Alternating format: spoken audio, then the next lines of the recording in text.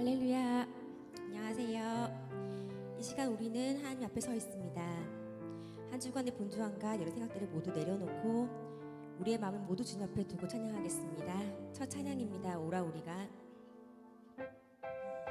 박수 치시며 찬양하겠습니다.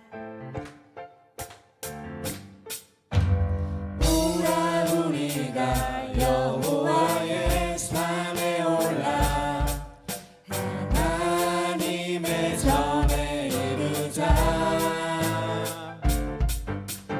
오라 우리가 여호와의 산에 올라 하나님의 전에 이르자. 주님의 도를 배우고 주님의 도를 배우고 주님의 길로 행하리. 주님의 길로 행하리. 그는 율법이 시온에서 나오고 주의 말씀은 예루살렘에서. 한 번 더 찬양하시겠습니다. 오라 우리가.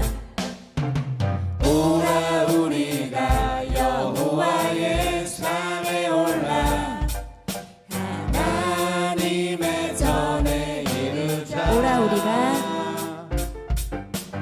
오라 우리가 여호와의 산에 올라 하나님의 전에 이르자. 주님의 도를 배우고 주님의 도를 배우고 주님의 길로 행하리. 주님의 길로 행하리. 그는 율법이 시온에서 나오고 주의 말씀은 예루살렘에서. 주님의 도를 배우고 주님의 도를 배우고 주님의 길로 행하리. 주님의 길로 행하리. 이는 율법이 시온에서 나오고 주의 말씀은 예루살렘에서. 아멘. 감사합니다. 다음 찬양입니다. 마지막 날에.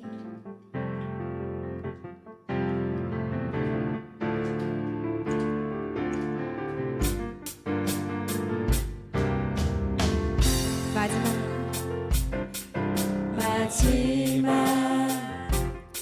날에 내가 나의 영으로 내가 나의 영으로 모든 백성에게 부어 주리라. 자녀들은 예언할 것이요 자녀들은 예언할 것이요 청년들은 환상을 보고 아비들은 꿈을 꾸리라. 주의 영이 임하면 성령이여 자녀들은 예언할 것이요 청년들은 환상을 보고 아비들은 꿈을 꾸리라. 주의 영이 임하면 성령이여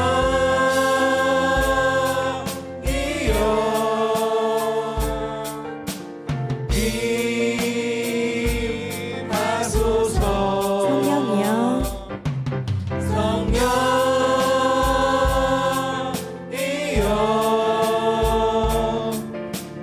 우리에게 임하소서. 한 번 더 찬양하시겠습니다. 마지막 날에 마지막 날에 내가 나의 영으로 모든 백성에게 부어 주리라. 자녀들은 예언할 것이요 자녀들은 예언할 것이요 청년들은 환상을 보고 아비들은 꿈을 꾸리라. 주의 영이 임하면 자녀들은 예언할 것이요 청년들은 환상을 보고 아비들은 꿈을 꾸리라. 주의 영이 임하여 성령이여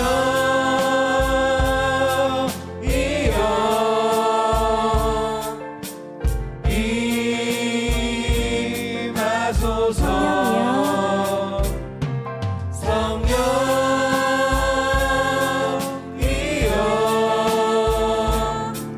우리에게 임하소서. 아멘. 하나님은 사랑의 눈으로 우리를 언제나 바라보시고 인자한 귀로 귀 기울이십니다. 어둠 가운데 밝은 빛을 비추시고 우리의 작은 신음에도 응답하십니다. 어느 곳에 있든지 주님을 향하여 주님만을 바라보겠다고 조용히 고백하겠습니다. 주만 바라볼지라.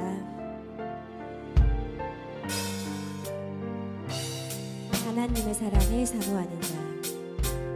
하나님의 사랑을 사모하는 자. 하나님의 평안을 바라보는 자. 너의 모든 것 창조하신 우리 주님이 너를 얼마나 사랑하시는지. 하나님께 찬양과 하나님께 찬양과 경배하는 자. 하나님의 선하심을 닮아가는 자. 너의 모든 것 창조하신 우리 주님이 너를 자녀 삼으셨네. 하나님 사랑의 눈으로 하나님 사랑의 눈으로 너를 어느 때나 바라보시고 하나님 인자한 귀로서 언제나 너에게 기울이시니. 어두운의 밝은 빛을 어두운의 밝은 빛을 비춰주시고 너의 작은 신음에도 응답하시니. 너는 어느 곳에 있든지 주를 향하고 주만 바라보지라. 한 번 더 고백하시겠습니다. 하나님의 사랑을 사모하는 자. 하나님의 평안을 바라보는 자. 너의 모든 것 창조하신 우리 주님이 너를 얼마나 사랑하시는지. 하나님께 찬양과 경배하는 자. 하나님께 찬양과 경배하는 자. 하나님의 선하심을 닮아가는 자. 너의 모든 것 창조하신 우리 주님이 너를 자녀 삼으셨네. 하나님 사랑의 눈으로 하나님 사랑의 눈으로 너를 어느 때나 바라보시고 하나님 인자한 귀로서 하나님 인자한 귀로서 언제나 너에게 기울이시니. 어두운의 밝은 빛을 어두움의 밝은 빛을 비춰주시고 너의 작은 신음에도 응답하시니. 너는 어느 곳에 있든지 주를 향하고 주만 바라볼지라. 감사합니다. 다음 찬양입니다. 다시 일어나.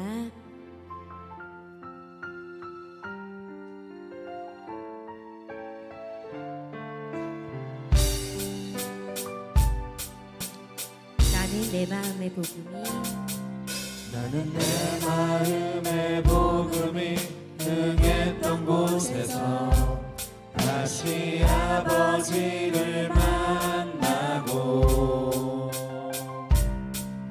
주님 내 마음의 연약한 눈물의 끝에서 또 나를 반겨주시네.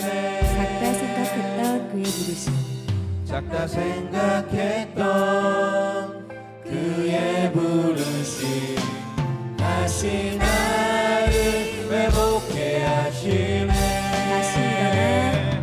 다시 일어나 주를 예배함이 내 모든 기쁨이 되리. 그의 기쁨 되어 삶의 모든 순간을 주께 다 내어드리. 한 번 더 찬양하시겠습니다. 나는 내 마음의 복음이 흥했던 곳에서 다시 아버지를 만나고 주님 내 마음의 연약한 눈물의 끝에서 또 나를 반겨주시네. 작다 생각했던 그의 부르심 다시 나를 회복해 하시네. 다시 일어나 주를 예배함이 내 모든 기쁨이 되리. 그의 기쁨 되어 삶의 모든 순간을 주께 다 내어드리. 다시 일어나 주를 예배함이 내 모든 기쁨이 되리. 그의 기쁨 되어 삶의 모든 순간을 주께 다 내어드리. 다시 일어나 주를 예배함이 내 모든 기쁨이 되리. 그의 기쁨 되어 삶의 모든 순간에 주께 다 내어드리. 다시 일어나 주를 예배함이 내 모든 기쁨이 되리. 그의 기쁨 되어 삶의 모든 순간을 주께 다 내어드리리. 감사합니다. 변함없는 주님의 은혜로 우리가 이 예배의 자리에 서 있음을 고백합니다. 이제 기도하며 예배 준비하시겠습니다.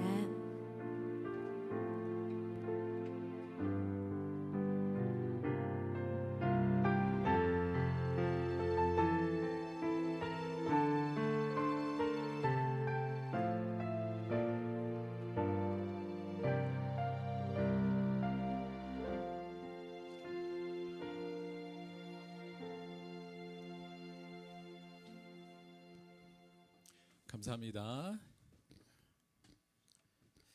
자, 오늘도 우리에게 생명을 주시고 우리에게 삶을 허락해 주시고 믿음을 주셔서 하나님을 알게 하시고 하나님을 예배하게 하신 하나님께 감사드리며 그분의 이름을 높여드리고 그분의 이름을 송축드리고 오직 그분만을 의지하는 마음으로 2월 15일 주일 예배 하나님께 드리겠습니다. 다 같이 묵상으로 기도하겠습니다.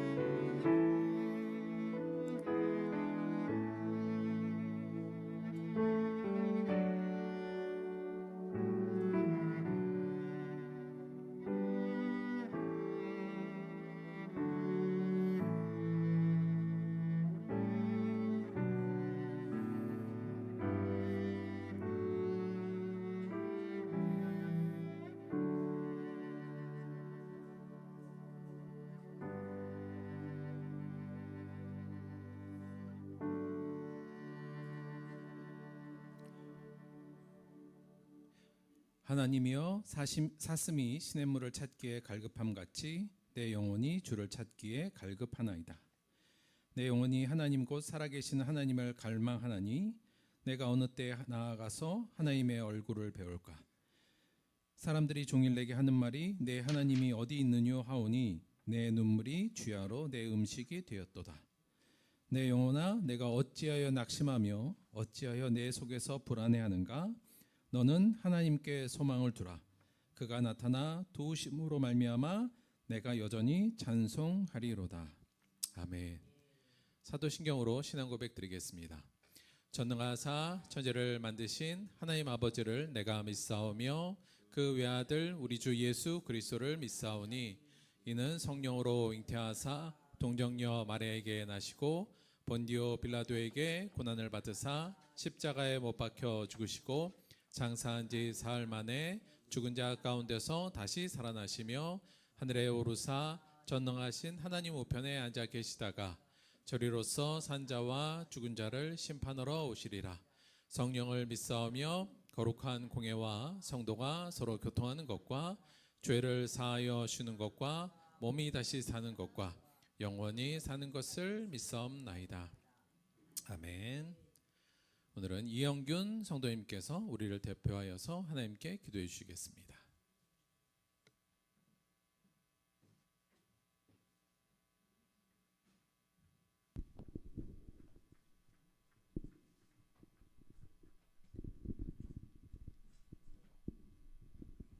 기도 드리시겠습니다.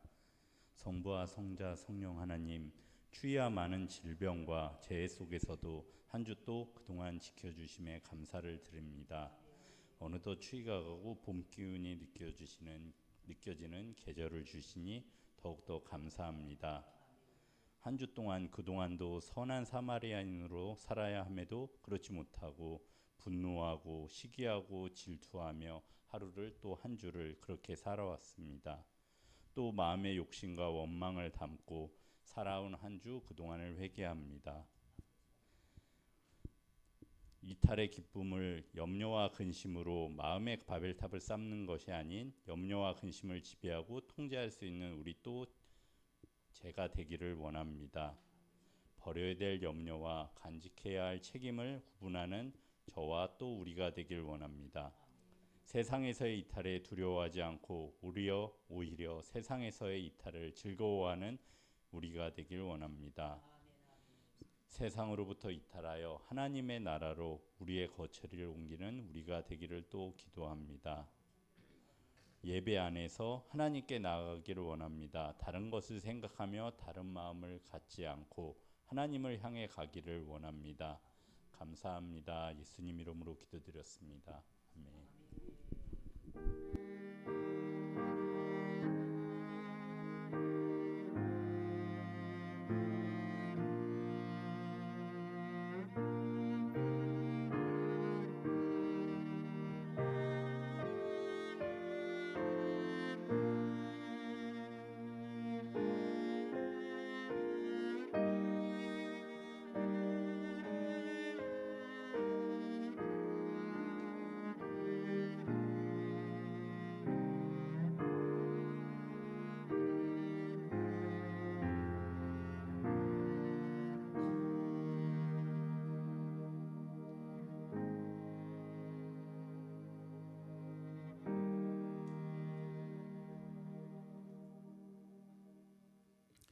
감사합니다. 자, 오늘 특송은 저희 새로 결성된 중창팀 로즈 스텔라의 첫 번째 무대가 되겠습니다. 일단 로즈 스텔라 나와주세요.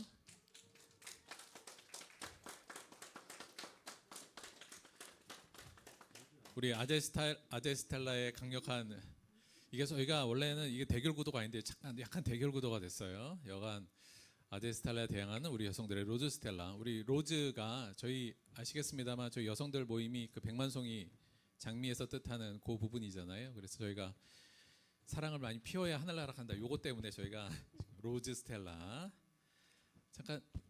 잠깐만요. 일단 인사부터 할게요. 차렷. 로즈 스텔라 경례. 들려주실 찬송은 오직 예수뿐이네. 함께 듣도록 하겠습니다.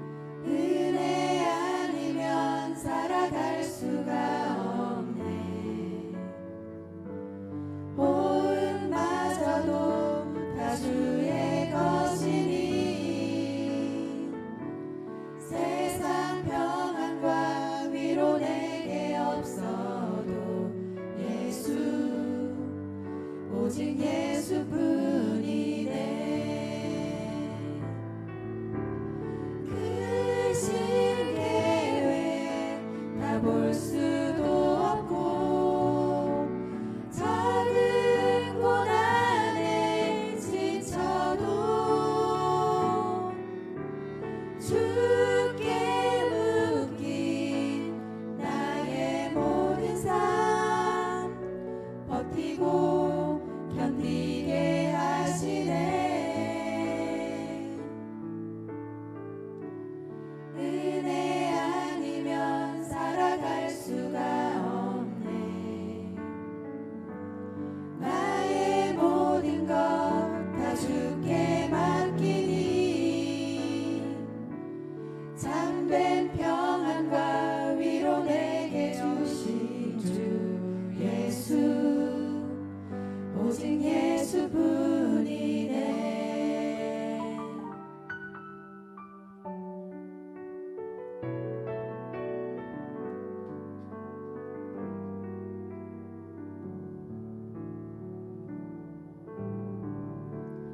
은혜 아니면 살아갈 수가 없네.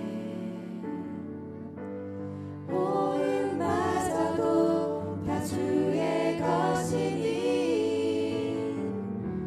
세상 평안과 위로 내게 없어도 예수 오직 예수뿐이네. 그 쉽게 왜다 볼 수도 없고 작은 고난에 지쳐도 주께 묶인 나의 모든 삶 버티고 견디게 하시네. 은혜 아니면 살아갈 수가 없네. 나의 모든 것 다 주께 맡기니 참된 평안과 위로 내게 주신 주 예수 오직 예수뿐이네.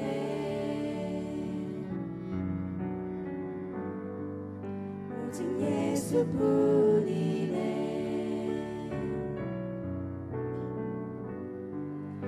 오직 예수뿐이네.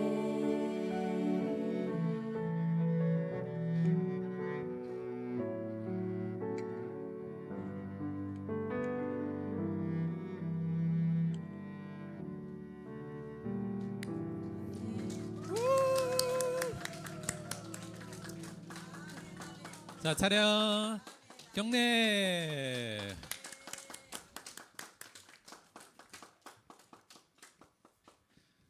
여러분 격하게 환영하는 거 요거 저희 의무라고 말씀드렸어요. 그거 하라. 네. 감사합니다. 뭐 찬양도 너무 좋고 화음도 제가 잘 모릅니다만 너무 좋고 여간 이렇게 새로운 팀이 만들어져서 하는 것도 너무 좋고 이게 또 혼성도 나오는 게 아닌가 살짝 기대도 하고요. 너무나 감사합니다. 앞으로 근데 이 로드 스텔라 뭐 원하면 다 들어오는 거예요? 그러겠죠? 예. 예. 예. 예. 그렇게 해서 잘 운행해 보도록 하겠습니다. 고맙습니다. 자, 오늘 본문 말씀 보도록 하겠습니다. 오늘은 구약 성경 레위기 25장 23절 한 절 말씀 보도록 하겠습니다.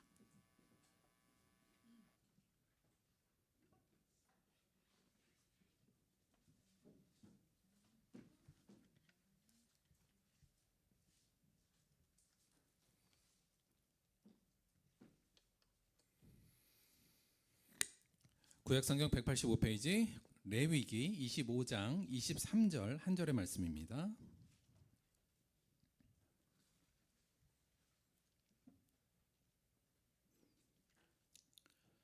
구약성경 레위기 25장 23절 한 절의 말씀 우리 합독으로 봉독하도록 하겠습니다. 시작.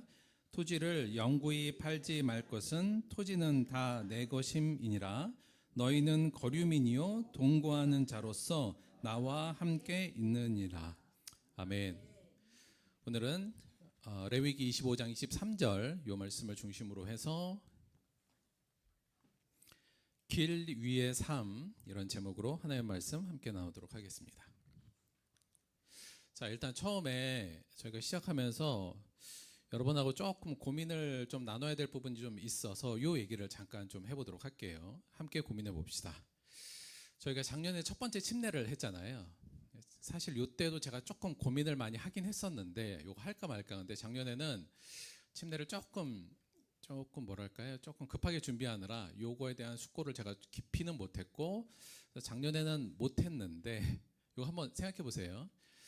올해부터 침례를 할 때 요 조건을 좀 붙이면 어떨까라는 생각을 조금 갖고 있습니다. 한번 어떻게 뭐냐면, 침례를 받으려고 하는 사람은 100만 원을 가난한 자들에게 나누어 주고 와야 침례를 받을 수 있다. 이렇게요.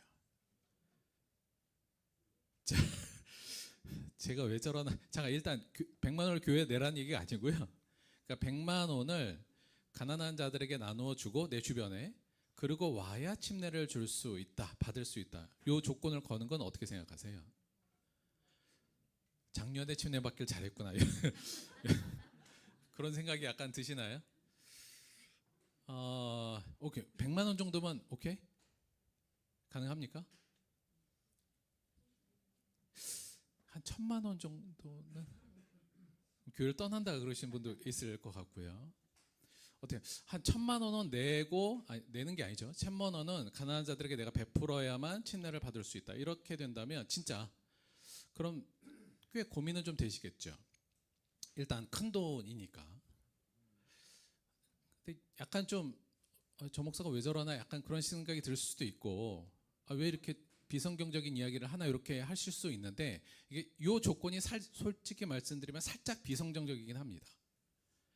왜냐하면 제가 이 고민을 한 건 사실 우리도 익히 아는 부분이죠. 누가복음서 18장 22절, 예수님께서 부자 관원에게 했던 얘기죠. 내게 아직도 한 가지 부족한 것이 있으니 내게 있는 것을 다 팔아 가난한 자들에게 나눠주라. 그리하면 하늘에서 내게 보화가 있으리라. 그리고 와서 나를 따르라. 기억나시죠? 약간 비성경적이죠. 성경은 다 팔라 그랬는데 저는 100만 원만 내라 그랬어요. 100만 원만 팔라 그랬으니까 이게 약간 약한 거 맞습니다. 1000만 원도 사실은 좀 약한 부분이 있죠. 이 면에 이해하면. 지난주 말씀 다시 한번 복기를 하면, 천국은 마치 밭에 감추인 보화 같으니 사람이 이를 발견한 후 숨겨두고 기뻐하며 들어가서 자기 소유를 다 팔아서 그 밭을 샀느니라죠. 복음을 내가 취하거나 예수님을 따르기 위해서 예수님께서 지금 강조하신 건, 네가 가지고 있는 건 다 팔아서 가난한 자들에게 주고, 아니면 네가 가진 모든 소유의 비용을 다 내고 이 보화를 취하라. 이게 예수님의 말씀 아닙니까? 그러니까 사실은 100만 원만 낸다는 건 제가 너무 예수님의 말씀을 너무 약화시킨 부분은 맞긴 맞습니다. 예수님께서는 이에 예수께서 제자들에게 이르시되 누구든지 나를 따라오려거든 자기를 부인하고 자기 십자가를 지고 나를 따를 것이니라. 자기를 부인한다는 건 여기서 전적인 부인을 의미하죠. 그래서 사실은 예수님의 가르침과 예수님의 말씀에서는 우리가 예수님을 믿고 따르고 그분의 제자가 되고 또 그분의 안에 거함에 있어서는 자기 소유를 다 팔아서 자기를 부인해서 가난한 자들이나 다른 하나님을 위한 일에 쓰고 예수를 따르는 것, 그 구원의 능력 안에서 그 보화를 취하는 것, 자기 소유를 다 버림으로, 이렇게 말씀하셨거든요. 침례라는 것이 우리가 예수님의 제자가 되는 것, 예수 그리스도를 이제 믿는 것으로 결단하는 어떤 의례라는 점에서 우리가 다는 못 내더라도 100만 원 혹은 1000만 원 정도 이 말씀에 따라서 가난한 자들에게 나눠주고 받는 건 의미 있는 일일 겁니다.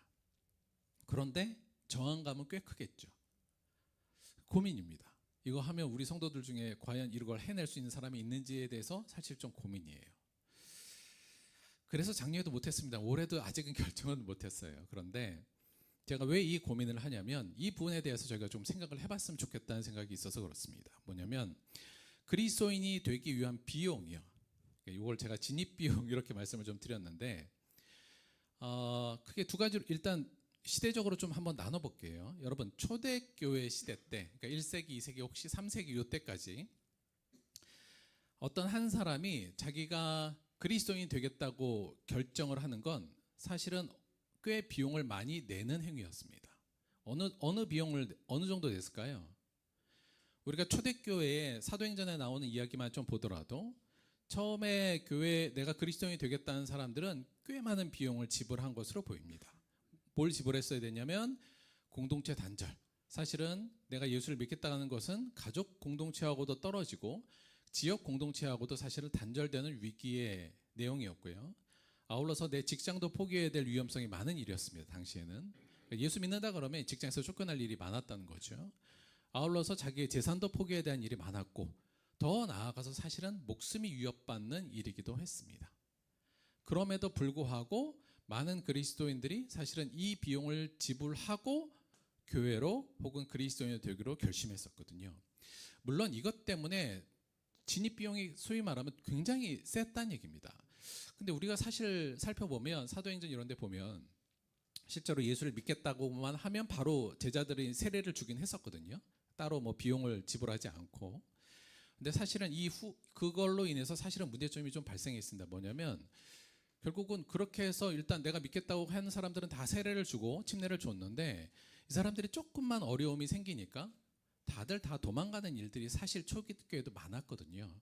그러니까 사실 교회 공동체가 많이 약화되는 일이 생겨서 사실 2세기, 3세기 이때부터는 교회가 이게 그냥 믿겠다고 네 하고 세례만 줬더니 조금만 어려움이 생겨도 사람들이 다 그냥 본래 세상으로 돌아가 버리니 오히려 교회 공동체가 와해되는 문제가 발생했고 따라서 사실은 2세기 문헌 이런 데를 보면 침례 세례를 받는 데 있어서 한 2, 3년 정도의 교육과 그 사람이 정말 예수 믿는 사람으로 살고 있는가까지 보고 나서 굉장히 좋습니다. 그러니까 2세기, 3세기 때는 실질적으로 그리스도인이 되기 위해서 많은 비용을 물론 물질적인 것뿐만 아니라 다양한 비용을 들였어야만 했던 것도 사실이거든요.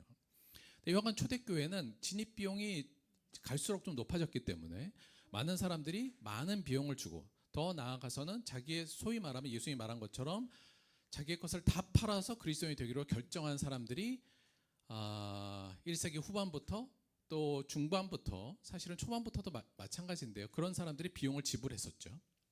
자, 그러니까 어떤 결과가 벌어졌을까요? 이렇게 많은 비용을 지불하고 그리스도인이 되었을 때 첫째는 복음과 구원에 대한 가치를 소중하게 느낄 수 있게 됐습니다. 그렇죠. 내가 가진 모든 것, 내 삶의 모든 것들을 다 버리고 복음을 선택했잖아요. 그러니 이게 얼마나 가치 있는 일이고 얼마나 귀중하다는 것이 마음속으로 절절히 들어왔겠습니까? 아울러서 이렇게 많은 비용을 지불했더니만 어떤 결과가 벌어졌냐면 자동적으로 세상에서 이탈하게 됐습니다. 당연하잖아요. 그러니까 그 비용이라는 게 세상으로부터 내가 소유하고 있던 걸 다 버리는 행위였기 때문에 자연스럽게 세상에서 자동적으로 이탈하게 된 거예요. 자, 그래서 이런 비용을 지불한 초대교회 사람들은 자동적으로 세상에서 이탈함과 동시에 뭐만 바라봐요? 복음과 구원의 감격에 대해서 바라봤겠죠. 그래서 사실 이 두 가지가 합쳐서 초대교회 사람들은 이 두 가지를 통해서 결국은 이 땅에서 자신들은 나그네라는 정체성이 확립됐습니다.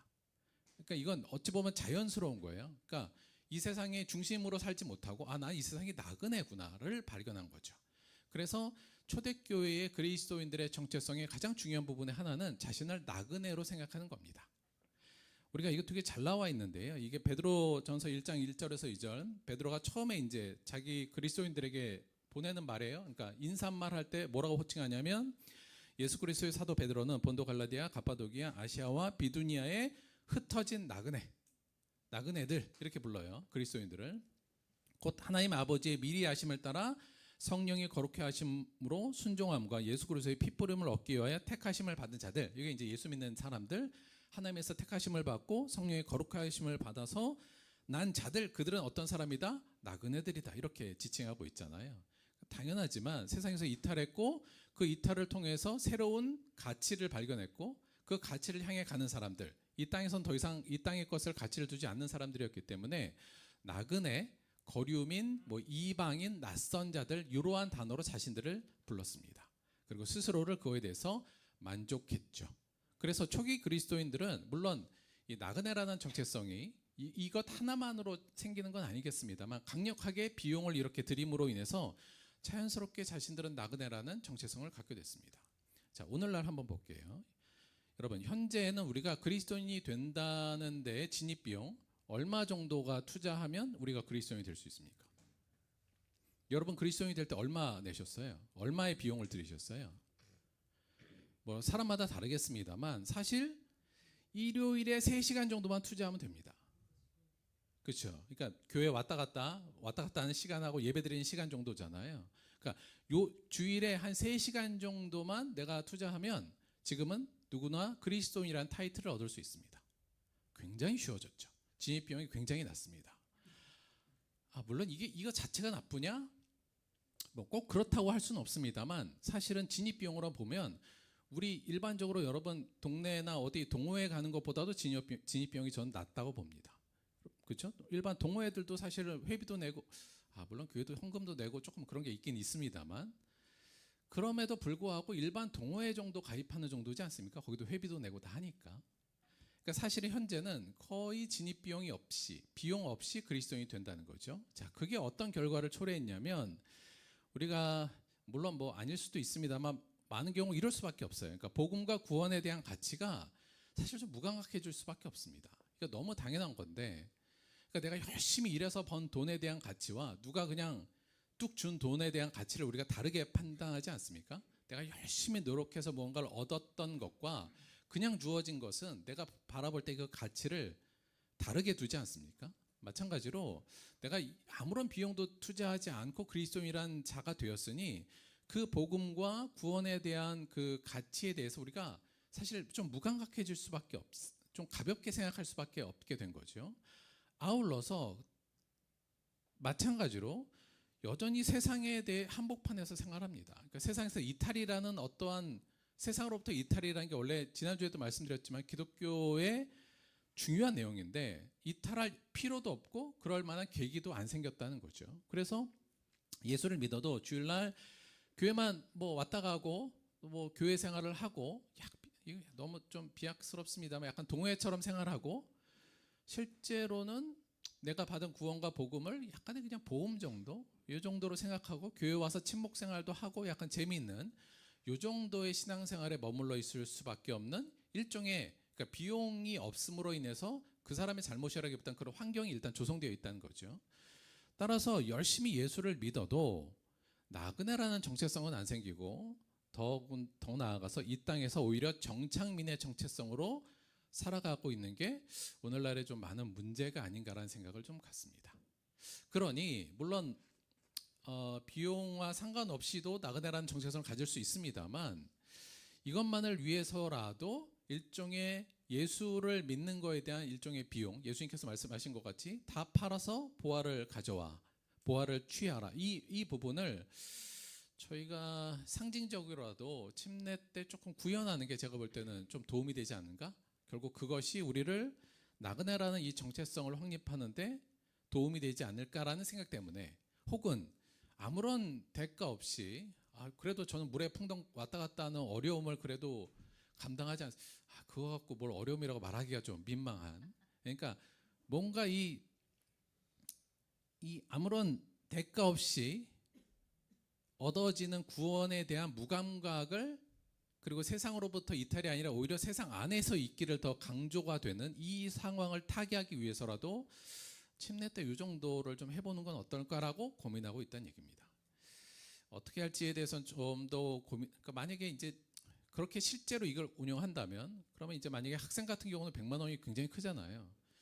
그래서 내가 뭐 한 몇 년 동안 아르바이트를 해서 한 100만 원 모으고 그걸로 내가 주변에 정말 필요하다고 생각하는 사람들, 가난한 자들에게 나눠준 이후에 침례를 받는다면 그 의미는 사뭇 다르지 않을까라는 생각도 좀 갖습니다.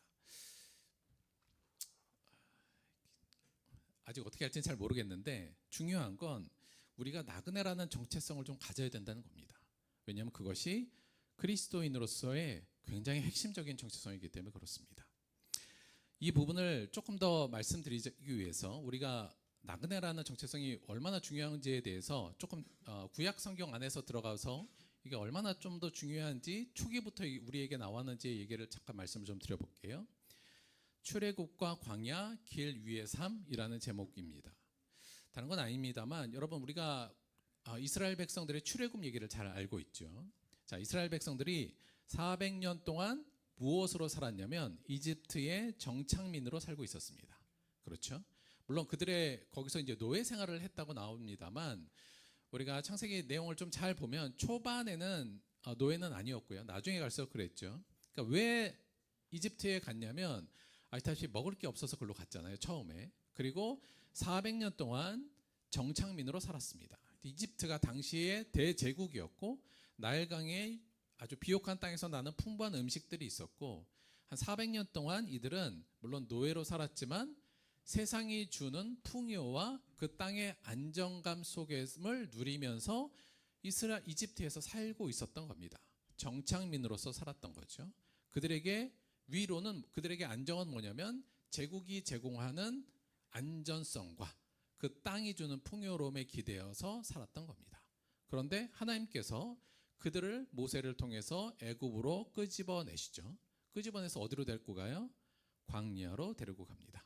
자, 여기서부터 이스라엘 백성들은 무슨 생활을 하게 되냐면 나그네의 생활을 하게 됩니다.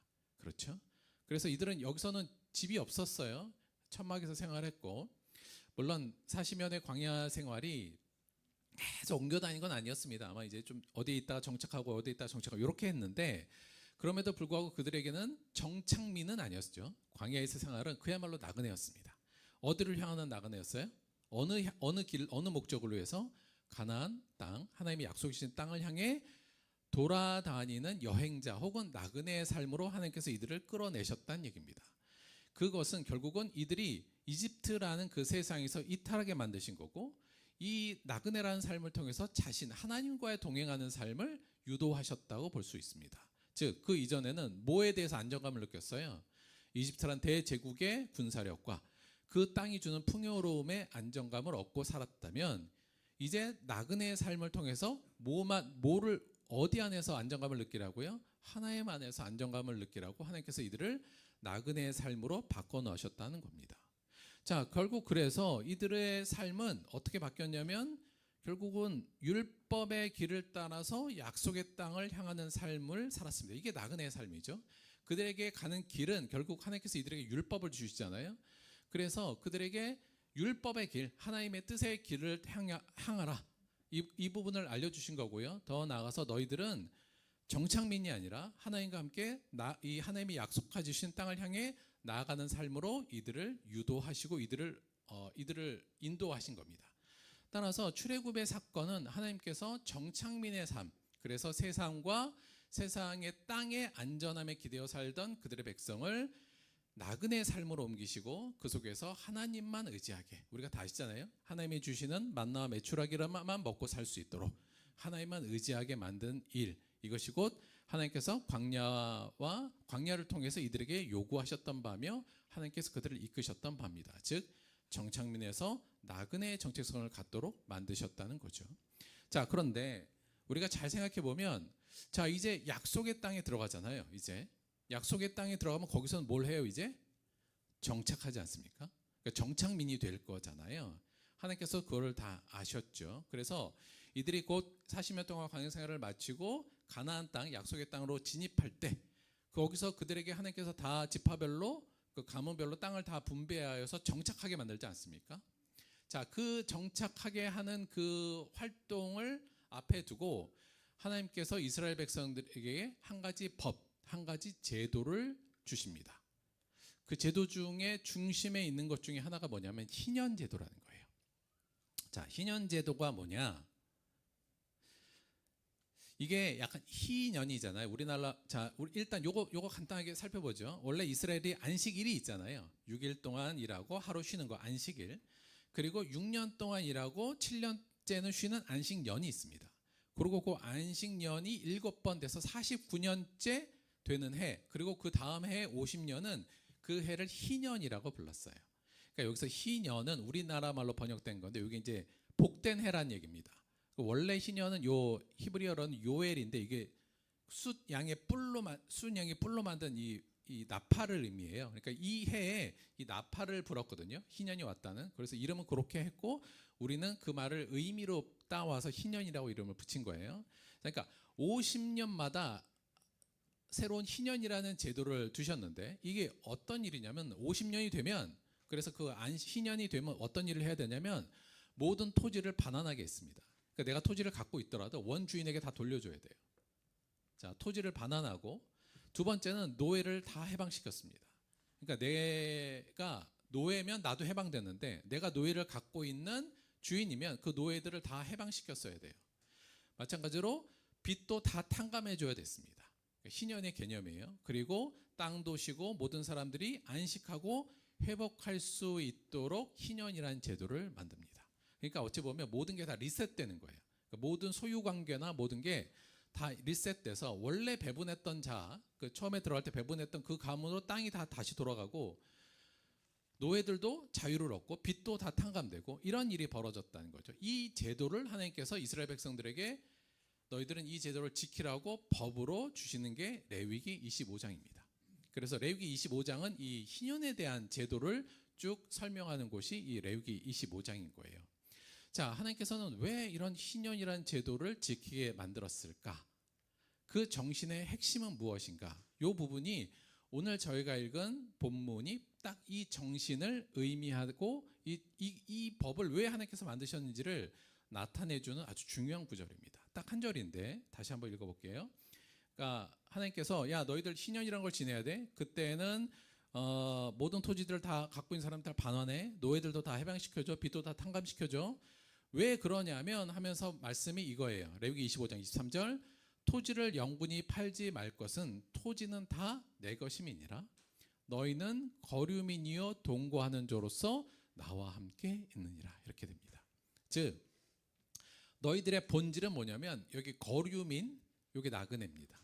나그네 이방인 그리고 뭐 동거하는 자, 체류하는 자라는 얘기예요. 그러니까 자, 야 이 땅들이 다 네 거 아니잖아. 이 땅은 원래 내 거야. 그러니까 너희들에게는 나는 소유권을 준 적은 없어. 사용권만 준 거지. 그러니까 너희들이 네 땅이라고 막 팔고 함부로 이렇게 할 수 없는 거야. 지금 이 얘기예요. 토지들 거기에 있는 모든 건 다 내 거고 너희들은 소위 말하면 거기에 새 들어서 사는 약간 소장농 정도의 이미지를 갖고 있는 겁니다. 야 그거 네 거 아니야? 따라서 50년이 됐을 때는 이렇게 해 라고 하는 거죠. 즉 이 내용이 중심으로 갖고 있는 크게 세 가지 의미는 첫째는 배분된 토지는 소유가 아닌 사용의 영역이라는 사실을 이들에게 다시 알려줍니다. 그래서 너희들이 비록 그걸 네 땅이라고 지금 생각하고 경작하고 그것을 기대해서 살고 있지만 실제로 그 땅은 네 게 아니야. 네 이름으로 등기됐다고 해서 네 게 아니야. 이건 다 내 거야가 하나님의 지금 말씀이고요. 그러니까 이 토지는 소유의 영역이 아니라 그건 내가 사용하도록 준 것일 뿐 내가 돌려달라고 하면 넌 늘 돌려줘야 돼. 이 의미가 담겨 있는 거고요. 두 번째 모든 토지는 다 말씀하신 것 같이 하나님의 것이다라는 것을 분명히 못 박는 겁니다. 그러면서 결국 이 희년이라는 제도를 통해서 이스라엘 백성들은 뭘 알아야 되냐면 자신들의 존재 양식은 나그네요 체류자라는 사실을 잊지 말라는 겁니다. 즉 50년만 되면 내가 다 가지고 막 소유하고 있던 것도 다 없어지잖아요. 그걸 통해서 내 원래 본류는 나그네고 체류자지. 내가 이 땅에 땅을 딛고 이 땅을 의지하며 사는 것이 아니라 하나님을 의지하고 하나님과 동행해야 되는 사람이지를 기억하고 깨달을 수 있도록 하나님께서 희년 제도를 만드셨다는 겁니다. 조금 더 길게 조금 더 구체적으로 가면 사실 안식년도 이 의미고요. 안식일도 마찬가지입니다.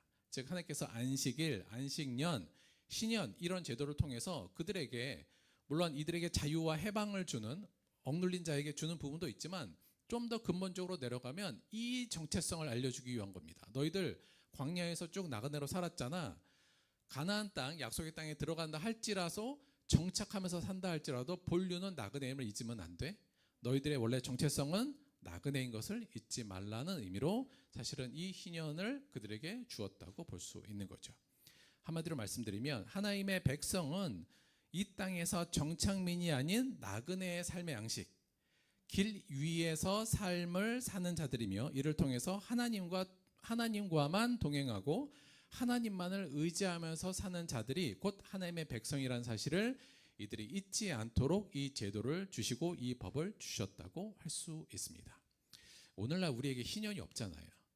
사실은 안식, 주일이 지금 안식일의 개념이긴 합니다만 사실 마찬가지로 우리가 주일을 지키는 것도 사실 이 개념이 좀 들어와야 되는데 그 개념은 굉장히 약화되어 있는 것으로 보입니다.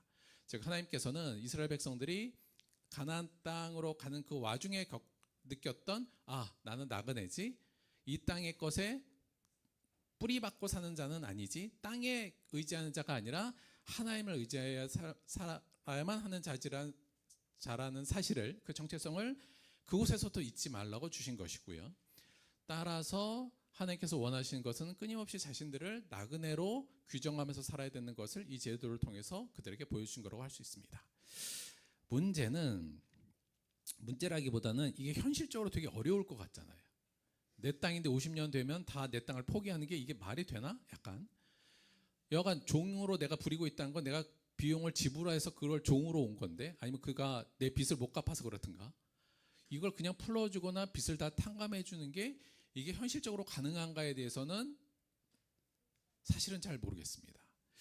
좀 고민스러워 갖고 제가 과연 그럼 이스라엘 백성들이 이 법을 지켰는가 이에 대해서 고민을 좀 했는데, 사실 성경상에서는 이스라엘 민족이 그 이후에 이 법을 잘 지켰다는 내용이 별로 찾아보기가 좀 되게 어려워요. 유대 문서를 보더라도 이들이 뭐 희년을 늘 지켰다라는 내용을 찾아보기가 좀 어렵습니다.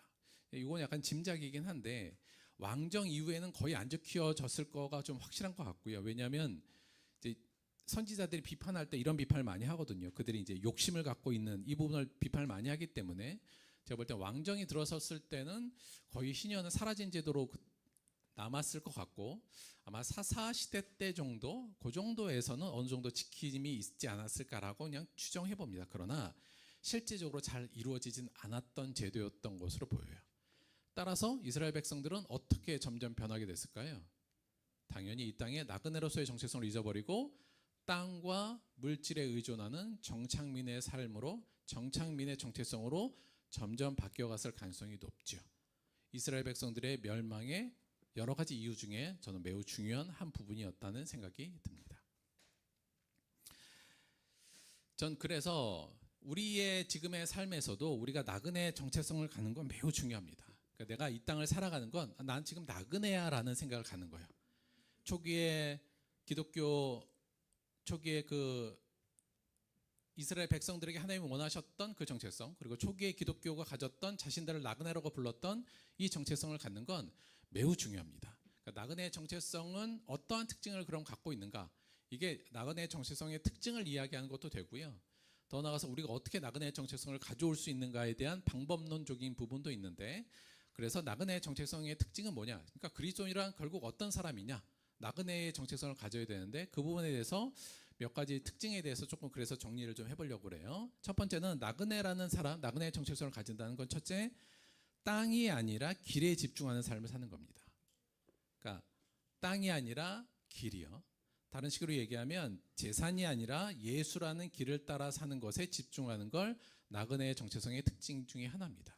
그러니까 나그네란 내가 그냥 이 땅에 오래 머물거나 여기에서 내가 평생 살 거란 생각을 안 가진 사람이잖아요. 따라서 땅으로 대변되는 재산이나 혹은 자산이나 이런 거에 관심이 아니라 나그네란 건 길을 따라가는 사람들 아닙니까? 결국 그 길에 집중하는 것, 그리고 그 길은 예수가 우리에게 제시한 그 길에 관심을 갖고 따라가는 사람이다라고 보는 의미에서 나그네의 정체성은 땅이 아니라 길에 집중하는 삶을 산다는 게 첫 번째 특징이고요.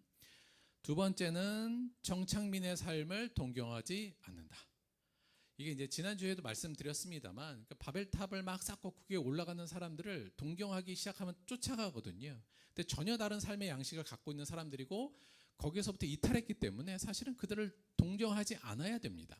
그러니까 정착민의 삶, 우리가 여행 가서도요, 그냥 어디 뭐 좋은 여행지 가도 그 사람들을 막 동경하지는 않잖아요. 난 어차피 돌아올 거니까. 그래서 정착민의 삶을 크게 동경하지 않는 게 나그네의 정체성의 특징이기도 하고요. 저는 지난주에 말씀드렸던 바벨탑의 정상을 탐하지 않고 이탈한다는 것도 이 개념으로 보시면 된다고 봅니다. 세 번째는 내 것은 내 것이라고 이른바 이야기되는 것들, 뭐 내 이름으로 등기가 됐든 내가 소유하고 있고 관리하고 있던 모든 것은 소유가 아니라 맡겨진 것이라고 여기는 것이 또한 나그네 정체성의 중요한 특징 중에 하나고요. 네 번째는 세상에 대한 욕심과 염려에 초연한 게 나그네의 특징입니다. 사실 그렇잖아요. 우리가 막 그 염려와 근심과 걱정, 그다음에 막 욕심, 이 대부분은 사실은 땅에서 비롯된 것들이 대부분입니다. 그러니까 내가 이 땅에서 살아야 되고 이 땅에 정착하고 산다는 그 기반에서 하는 대부분의 그 기반에서 대부분의 염려와 대부분의 욕망이 나타난다고 볼 수 있습니다. 따라서 내가 나는 나그네야. 이 세상은 하나님의 주신 사명을 갖고 하나님의 사명의 길을 가다가 하나님이 원하신 나중에 하나님 나라로 내가 돌아가는 여행지에 온 거야라는 생각이 강하면 사실은 어찌 보면 세상에 있는 욕심과 염려에 크게 휘둘리지 않아야만 합니다. 사실은. 그래서 우리가 요즘에 그 염려와 욕심 이런 거에 대해서 저희가 지금 계속적으로 말씀을 많이 드리는데 어쩌면 우리가 염려를 많이 하고 욕심을 많이 부리는 것은 우리의 환경 문제라기보다도 혹은 내 성격적 특성이라기보다도 정체성의 문제일 가능성이 저는 높다고 봅니다. 즉 나그네의 정체성이 아니라 이 땅을 내가 정착민의 정체성을 갖고 있기 때문에 염려와 욕심에 휘둘리고 있다고 볼 수 있는 거죠. 따라서 나그네의 정체성을 갖는 데 있어서는 세상의 욕심과 염려에 초연해야만 하고 초연하는 특징을 갖고 있다. 이렇게 말씀드릴 수 있고요. 마지막으로 나그네라는 사람, 내 스스로를 나그네라고 생각하는 사람들은 여행의 마지막 종착지를 소망하면서 사는 특징이 있습니다. 이 땅에서의 부귀영화가 아니라 여행을 왔으니 이제 돌아갈 곳, 내 본향으로 돌아가는 것에 소망을 갖고 사는 사람들, 이것이 곧 나그네의 정체성의 특징이라고 할 수 있습니다. 사랑하는 성도 여러분, 우리가 이거는 나는 나그네는 안 살래요. 이게 아니거나 그리스도인이 된다는 것 자체가 이 세상에서는 나그네의 정체성으로 살아간다는 걸 의미합니다. 피할 수 없는 거예요. 따라서 저를 포함해서 우리 모두가 이 나그네의 정체성을 잃어버리면 안 된다. 수많은 사람들이 나그네의 정체성으로 왔다가 사실은 새로운 정착민으로 돌아간 사례들이 굉장히 많습니다. 저와 여러분은 내가 나그네임을, 내가 이 땅에 온 것, 이 땅을 살아가는 것은 하나님의 사명의 길을 쫓아 살다가 하나님이 계신 그 우리의 영원한 집으로 돌아가는 여행지에 와 있음을 잊지 마시고 그 여행지에서 욕심 부리지 마시고 여행지에서 할 만한 염려 속에 휘둘리다가 내 길을 걷지 못하는 것은 너무나도 불행한 일이니 사랑하는 우리 성도 모두는 나그네의 정체성을 꼭 가지시게 되기를 바랍니다. 자, 그런데 좀 고민스러운 거예요. 나그네의 정체성을 우리가 갖고 살아가는 게 굉장히 중요한 부분인데 대체 그 나그네의 정체성을 우리는 어떻게 지금 회복하고 어떻게 하면 유지할 수 있는가, 이 부분이요. 물론 말씀을 계속 이렇게 좋은 말씀들을 늘 듣고 기도하고 또 예배 때마다 와서 나는 나그네지 이런 거 기억하는 거 다 좋은데 조금 더 삶 속에서 이 부분을 우리가 좀 더 느낄 수 있도록, 내가 나그네임을 느낄 수 있도록 삶에 있어서 어떤 좀 방식이 없을까에 대해서 많은 고민을 했는데요. 첫째는 그래서 규칙적으로 내 것을 포기하는 생활을 한다. 그러니까 약간 할부로라도 비용은 좀 지불하자는 얘기입니다. 그러니까 처음 올 때 우리가 다 내고 못 들어왔잖아요. 할부로라도 좀 내야 되지 않나. 그래서 이게 근본적으로 내 것을 포기하는 것, 결국 그것을 통해서 이것을 하게 되면, 그러니까 매주마다 우리가 삶이 그렇잖아요. 그러니까 이걸 사랑의 실천으로도 저희가 볼 수 있고, 여러분 내가 손해 보고 비용을 계속 지불하는 것은 좀 생각을 해야겠다. 할부로라도 늦게라도 그걸 통해서 우리가 얻을 수 있는 건 내가 왜 이 복음을 지금 들고 있나? 이 복음에 대한 진짜 가치를 더 느끼고요. 내 것을 포기함을 통해서 세상으로부터 조금씩 이탈하는 거잖아요. 그게 그걸 통해서 내가 나그네라는 정체성을 다시 한번 회복할 수 있으니 규칙적으로 내 것을 포기하는 생활을 좀 하자. 사랑을, 예수님의 명령처럼 사랑을 매일 실천해서 할부로라도 비용을 좀 지불하자. 요거 하나 말씀을 좀 드리고요. 두 번째, 이거는 각자 삶의 양식이 좀 다르니까 제가 강요하기는 좀 그렇습니다만, 요즘에도 많이 유행하기도 하고 지금도 하는 사람도 있습니다만, 저는 좀 미니멀 라이프적 생활을 방식을 좀 추구하는 게 도움이 되지 않을까라는 생각을 갖습니다. 그러니까 물건을 많이 갖고 사는 게 아니라 언제든지, 왜 여행자들은 물건을 많이 안 갖고 다니잖아요. 그러니까 딱 필요한 것만 사실은 갖는 게 여행자의 당연한 삶의 양식인데, 우리가 이제 좀 불안한 마음이 있으니까 뭐도 쌓아놓고 하여튼 뭘 쌓아놓는 걸 좋아하는데, 물론 개인적인 성격도 있을 수 있습니다만 좀 필요한 것만 소유하고 나머지는 나누어 주던가 과감히 버리는 약간 미니멀 라이프적 삶의 양식이 나는 나그네지, 언제든지 하나님께서 오라 그러면 가는 거지, 약간 요 나그네적 삶을 우리 삶 속에서 그 정체성을 잊지 않게 만드는 생활의 양식이지 않을까라는 생각으로 좀 미니멀 라이프를 좀 추구하는 것도 저는 의미가 있다, 이렇게 생각이 들고요. 세 번째는 이것도 좀 논의가 필요한 부분이긴 있습니다만 좀 절약 및 검소한 소비 습관을 추구하는 게 좀 필요합니다. 그러니까 여행지에 가서 우리가 여행자가 뭘 이렇게 내가 있다고 해서 이게 있는 게 다 내 게 아닌데 말씀하신 사용권만 주신 건데 그걸로 우리가 편하고 풍부한 것으로 쫓아가는 것은 사실은 옳지 않다고 볼 수 있죠. 그래서 그냥 삶 속에서 절약하고 검소한 소비 습관을 갖는 것도 내가 나그네이라는 정체성을 갖는데 매우 필요한 생활의 방식일 수 있겠다. 물론 야, 내 돈 갖고 내가 쓰는데 네가 왜 뭐 이렇게 말씀하실 수 있지만 제가 볼 때는 성경적으로 보자면 우리가 자발적으로 불편을 선택하는 게 사실은 굉장히 좀 필요한 부분이 있습니다. 그러니까 물론 뭐 돈이 많고 이러면 좀 편해질 수 있지만 자발적으로 있음에도 불구하고 불편함을 나에게 좀 일부러 좀 줘서 그것이 내가 나그네임의 정체성을 잊지 않도록 만든다면 저는 충분한 가치, 경제적인 가치뿐만 아니라 신앙적인 가치도 분명히 있다고 보고요. 여기에 연해서 그래서 물론 오늘날 시대에 우리가 빚을 안 지고 산다는 게 좀 불가능하다라는 생각이 좀 들기도 합니다. 그리고 요즘에 자본주의 경제체적에서 레버리지를 일으키지 않고 뭘 한다는 것도 소위 말하면 이제 뭐 발전할 수 없다고 수많은 사람들이 얘기하기도 하는데 그래서 저는 되도록이면 빚은 안 내는 게 좋겠다라고 생각합니다. 왜냐하면 빚을 낸다는 것 자체는 결국 지금의 당장의 편안함을 추구하는 거잖아요. 근데 물론 이걸 또 어떻게 말씀드리게 또 각자마다 삶이 다르고 또 상황도 다르고 그래서 뭐 이걸 뭐 강요할 수는 없습니다만 결국 빚을 진다는 건 세상에 닻을 꽂는 거거든요. 거기에 헤어나올 수가 없으니까 거기에 예속돼요. 아시겠습니다만 따라서 되도록이면 저는 빚 없이 삶을 꾸리는 것이 좋겠다. 그게 그리스도인으로서 그리고 나그네의 정체성을 회복하는 데 있어서는 좀 필요하다는 생각이 듭니다. 사실 저희가 교회를 시작할 때도 그래서 원칙은 빚 없이 간다는 거였고요. 그러니까 그래서 뭐 사실 저희 교회가 약간 이렇게 고급스럽진 않잖아요. 여가 기자재도 좀 제가 알세요. 다 중국에서 가져오고 막 다 이런단 말이죠. 그러니까 이게 꼭 없다기보다도 요게 조금 불편하더라도 그러니까 뭔가 빚을 지게 되면 거기에 예속되기 때문에 그래서 하여튼 저희 교회는 처음부터 지금까지 여간 빚진 적은 없다.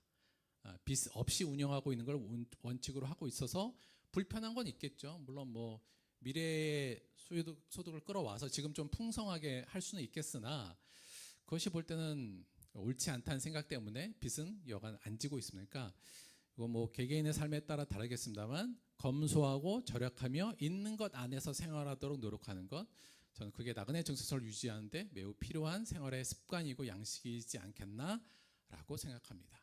마지막으로 나그네 정체성을 우리가 계속 유지하기 위해서 또 회복하기 위해서는 요거 되게 중요하다고 저는 생각하는데요. 이게 좀 뭉쳐야 됩니다. 뭉쳐야 한다. 그러니까 나그네적 공동체 안에 좀 머물러야 돼요. 그러니까 이게 혼자는 되게 이 길이 되게 왜냐하면 딴 사람들은 다 저기 땅에서 집도 짓고 막 안정되는 생활을 막 하려고 그러는데 나는 나그네예요. 이게 되게 어려운 일이거든요. 그러니까 이 우리가 공동체가 이렇게 있는데 모든 그래서 옆에 같이 가는 사람들이 되게 중요합니다. 요 길에 동행하는 사람들하고 함께 있는 게 상당한 의지가 되고 위로가 되잖아요. 그래서 저는 이런 사람들이 있는 공동체 안에 머무는 게 나그네적 정체성을 갖고 있는 사람들의 공동체 안에 머무는 게 중요하고 더 나아가서 우리가 그 공동체를 만들어야 되고 아울러서 그 공동체를 깨는 행위는 좀 안 하는 게 좋겠다. 이게 한번 깨지면 이게 되게 무섭거든요. 사실 말씀드렸지만 초대교회에서 왜 나중에는 세례를 주는 걸 어렵게 만들었냐면 이게 이제 우리가 야 예수 안에서 우리는 나그네야. 우리는 하나님만 의지하자. 세상을 의지하지 마라. 이거 막 욱시욱시 이러는데 그중에 한 명이 그래도 돈이 최고 이러고 슉 나가버리면 사람들이 공동체가 이게 흔들립니다. 그러니까 그런 일들이 꽤 많았기 때문에 그런 일을 방지하기 위해서 그런 거였거든요. 따라서 우리가 나그네적 공동체를 우리 스스로가 만들고 그 안에 함께 머무를 때 사실은 이 유혹에서 벗어나서 정착민의 그 욕심과 거기서 벗어나서 제대로 된 그리스도인의 삶을 살 수 있다. 따라서 뭉쳐야 한다. 이 부분까지 말씀을 좀 드렸습니다. 물론 자기의 삶에 따라서 삶의 방식이나 생활의 방식이 뭐 사람마다 다 다릅니다만 저는 성경적으로는 이 원리가 맞다 이렇게 보고 있고요. 그 안에서 여러분도 그 원리 안에서 여러분의 상황에 맞게 좀 잘 적용하시기를, 그래서 내가 나그네임을 그 정체성을 잃지 않게 되기를, 그래서 끝까지 이 싸움에서, 이 믿음의 싸움에서 승리하게 되기를 주님의 이름으로 축원드립니다. 마지막으로 이 땅 위의 삶이 되게 매력적이에요, 여러분. 근데 지난주에 말씀드렸지만 이게 바벨탑 쌓고 올라가는 겁니다. 결국은 다 무너지고 심판받을 일이에요. 바벨탑 위로 자꾸 올라가려는 땅 위의 삶을 살지 마시고 우리 길 위의 삶을 삽시다. 길 위의 삶이 훨씬 더 제가 볼 때는 즐겁고 행복할 수 있으며, 이것만이 우리가 갈 수 있는, 우리가 하나님께로 온전하게 갈 수 있는 유일한 길입니다. 길 위의 삶을 초대해 주신 하나님께 기뻐하시고 길 위의 삶을 즐겁게 생각하는 저 여러분이 되기를 주님의 이름으로 축원드립니다. 말씀 생각하시면서 잠시 동안 기도하도록 하겠습니다.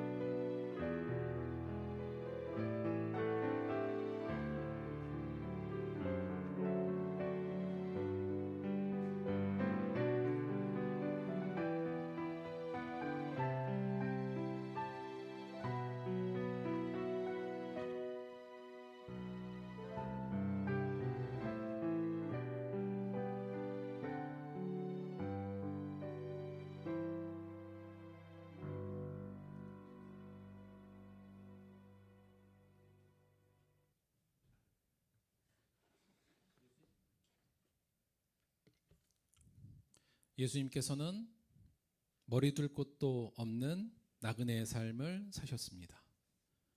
사도 바울은 예수를 만난 이후에 평생을 길 위의 삶을 살았습니다. 그리고 그것을 통해서 하나님의 뜻을 이 땅에 실현하는 삶을 산 걸 바라봅니다.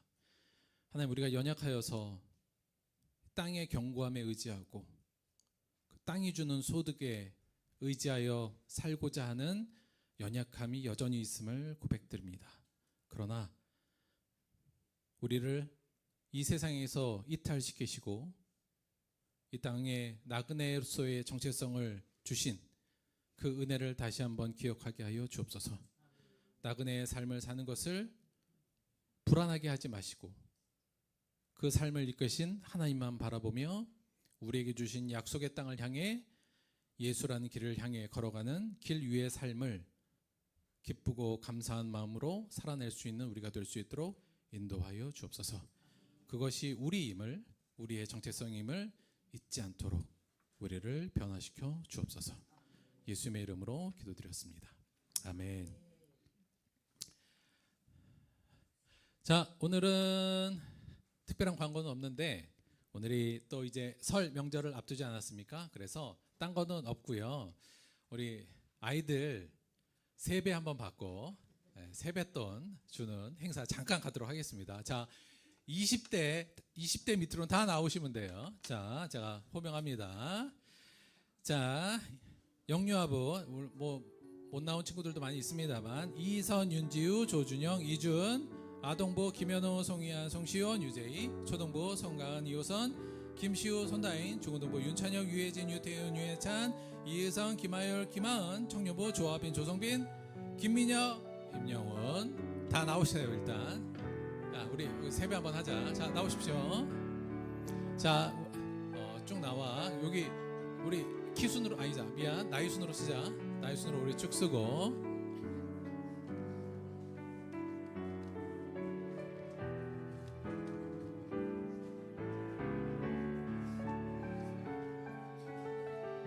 사실 저희가 이름을 다 했더니 저희가 세뱃돈 줘야 될 애가 23명인 거예요. 그래서 제가 옛날에는 별 부담 없이 세뱃돈을 준비했는데 이제 많이 어려워졌다. 그래도 기쁜 마음. 얘들아, 가운데 다 이쪽으로. 자, 얘들아, 조금만 더. 야, 얘들아, 조금만 더 이쪽으로 짝짝 붙고. 얘들아, 세배 절 다 해봤지? 우리 어른들에게 야, 자리 잡고 잠깐. 야, 자, 준영이 내려왔어? 준영이 온다. 오케이. 준영이 왔고, 지휴 왔고. 과연 할 수 있나 모르겠습니다. 야, 일단 고개 하십시다. 바닥 깨끗하니까 우리 절 한번 합시다. 바닥 깨끗해요. 자, 차렷. 새해 복 많이 받으세요. 외치면서 합니다. 시작. 새해 복. 얘들아, 절. 새해 복 많이 받으세요. 박수. 자, 일어납니다. 뒤로 돌아. 세뱃돈 증정이 있겠습니다. 김민영.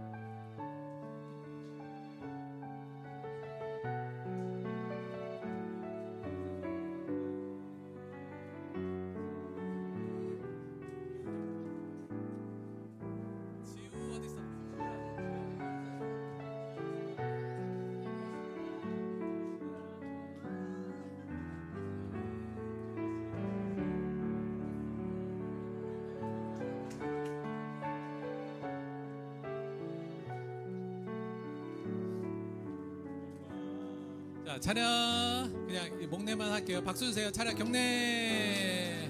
자리에 들어가시면 됩니다.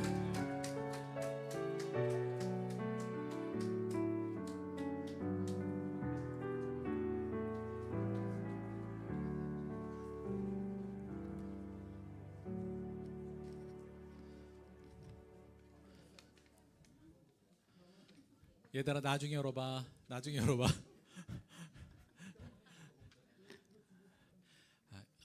그냥 성의껏 준비했다는 거 이해해 주시기 바랍니다.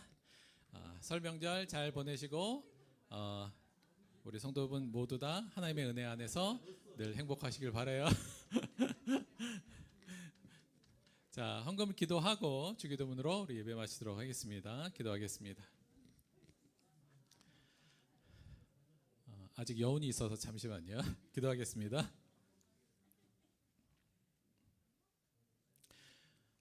우리를 예수님과 함께 나그네의 삶으로 초대하신 하나님 고맙고 감사합니다.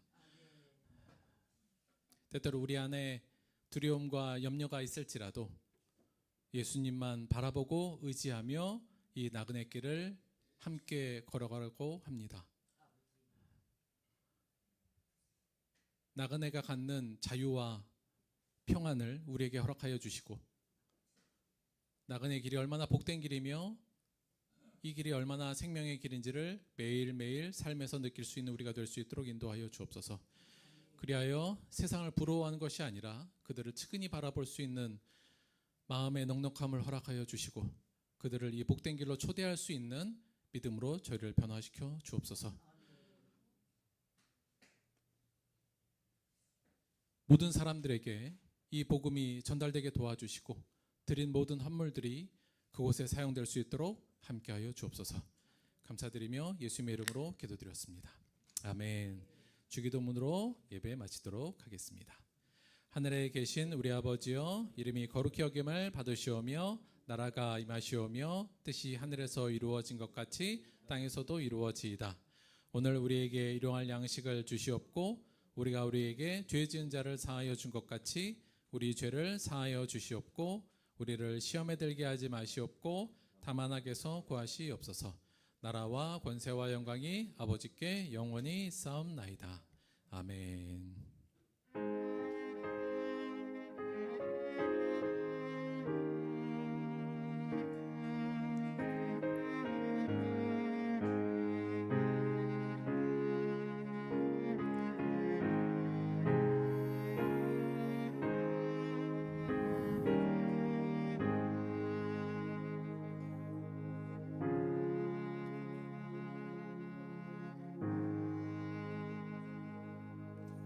수고하셨습니다. 하나님께 감사의 박수 드리겠습니다.